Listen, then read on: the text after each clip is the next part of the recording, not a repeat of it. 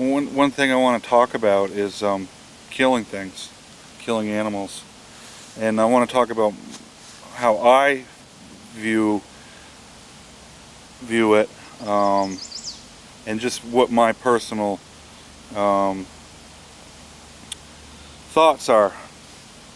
This is just me talking to me. I'm not trying to put anyone else down. If you know, there's people that think differently than I do, and I respect that. I mean, there's people that don't believe that any animal should ever be killed, and that's fine if you think that. But if that is your strong belief, you probably have no business watching my channel. So I don't really expect you to be here. And I'm sure there's people on the other end of the spectrum that glorify killing, and I fall somewhere in between those two extremes. The main reason why I kill an animal is because I like to provide food for myself. I get a sense of satisfaction when I've taken an animal, whether it be a turkey or a deer, or fish. Those are the three main animals that I take for meat, on a yearly basis. And I really get a sense of pride and a sense of nostalgia. I think about my ancestors going back just 3 or 4 generations, and what they had to do to survive. And I also feel that it's good to know, to be able to go out in the woods and take an animal for food, because you never know, you may need to use that skill sometime.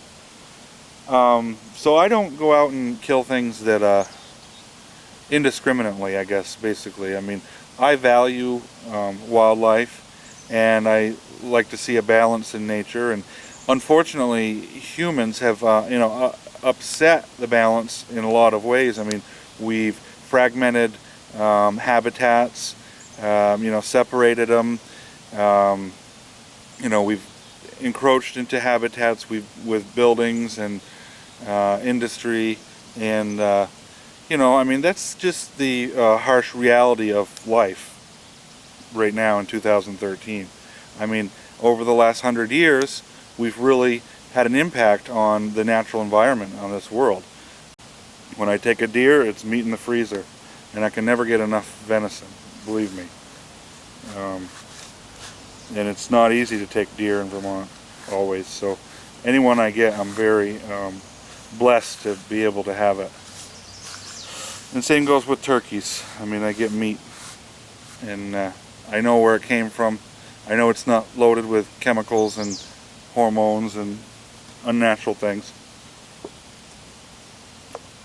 And it just brings me back to a time and place when you had to go out and hunt. And I think a lot of people want to do away with that part of our heritage. And I don't know. I mean, I don't know.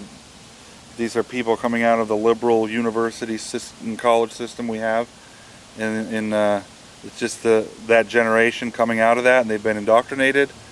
But a lot of people believe that, and it's really a shame. I mean, if you have an informed opinion, I'll respect that, but most of these people don't.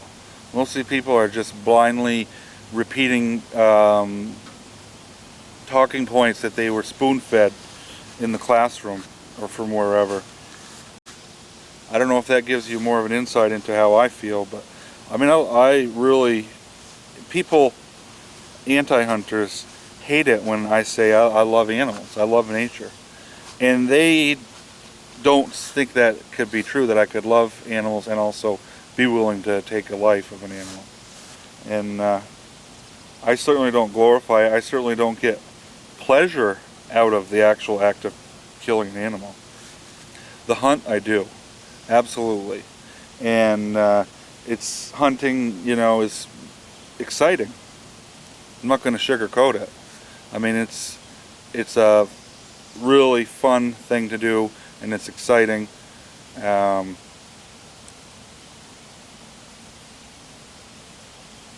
But there's more than just that. I mean, there's hours and hours of what some would consider boredom, which I consider excitement, sitting in a tree stand just observing nature. And I love every second of it. You know, I don't care if I'm 3 or 4 days in a stand without seeing a deer, because I know I'm seeing other wildlife and I'm observing, and you know, it's a peaceful time for me. So I really value wildlife and being able to spend time in what I feel is in harmony, you know, because if you look at nature, there's natural death.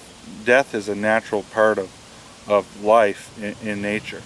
I mean, there are a predator and there are prey anywhere you go, and I just try to avoid being the prey, you know. So I mean, I think taking in a responsible manner and not over harvesting, whether it's fish, whether it's deer, whatever your quarry, you know, don't over harvest. Don't take more than you need. You don't be a slob, really, because those type of people, I don't have a lot of respect for them. I don't, and I think you know who I'm talking about. Not any person in particular, but in general, those type of people that will just take anything they can get, and more than they need. And I got no use for that mentality. Take what you need, put back what you don't need, and you know, leave it for other people that need it, or the next generation, so that we have, you know, sustainable. That's a good practice. Be sustainable in whatever you do. Sustainable.